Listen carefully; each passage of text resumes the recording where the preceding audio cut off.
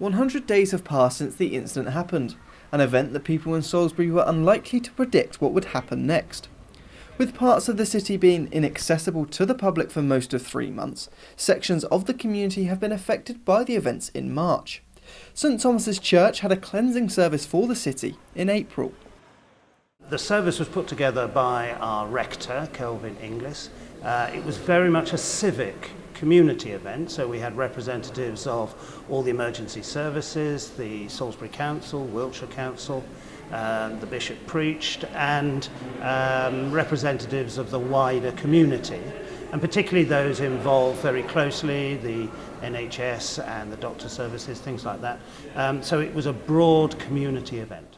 The service held at the church was to help the people of Salisbury come to terms with what had happened just down the road. We very much felt that the city had been violated by the attack, and so the idea of a ceremony, an event where we sort of formally, symbolically cleansed the city again, and even though we couldn't get right into the heart of the maltings, the river was a good symbol of cleansing. Since its reopening, people have been able to walk through the maltings openly and freely, while being able to browse shops and businesses that have been closed for a while. Some Salisbury residents are seeing the forward-moving plans as a positive step towards the recovery of the community. I think it has, but it's been very hard. It's been very hard for a lot of the shops. I mean, there was no footfall along here at all. But no, things are getting back together. It's nice to have the market around here. The last 3 weeks we've been in on a Tuesday and it's absolutely packed. It's brilliant seeing people having coffee outside and everybody chattering, and it's really absolutely improved.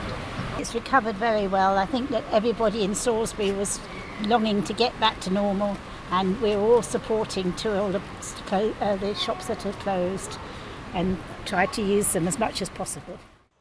Salisbury Cathedral is seen by many as the symbol of the city. Situated in Cathedral Close for 680 years, it has remained a constant through the good times and the bad. In order to help the community, the home of the tallest spire in Britain ran its events on a bigger scale than they were originally intended. One of them is behind me here, which is the doves, these origami doves, which are displayed in the cathedral. We planned that a couple of years ago, and that was about the 2018 being the centenary of the conclusion of the First World War. We realised early on that is something that can be done given a completely different nuance, really, and as a dove of peace, of community response, which is not negative, hostile, but is drawing people together. A real sense of relief and recovery has returned to the city, with many residents carrying on their lives as normal. The forward-thinking plans to reassure the community are steadily progressing. One of the things, of course, is there has been, over these few months now, 100 days, a steady sort of ratcheting of recovery and visible recovery. So, first of all, great chunks of the city were sort of roped off with police and ambulances and things around them, and that has quite an impact.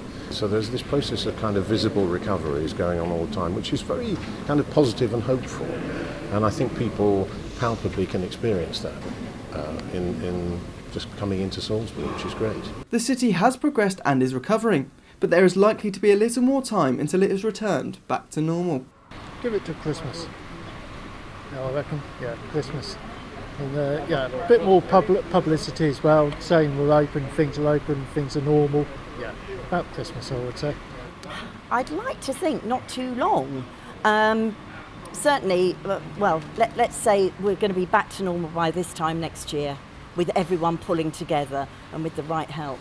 I think it is recovering, and it's part of a process and it's ongoing, but I think that people, especially British people, are very resilient, and that these things almost become a positive rather than a negative.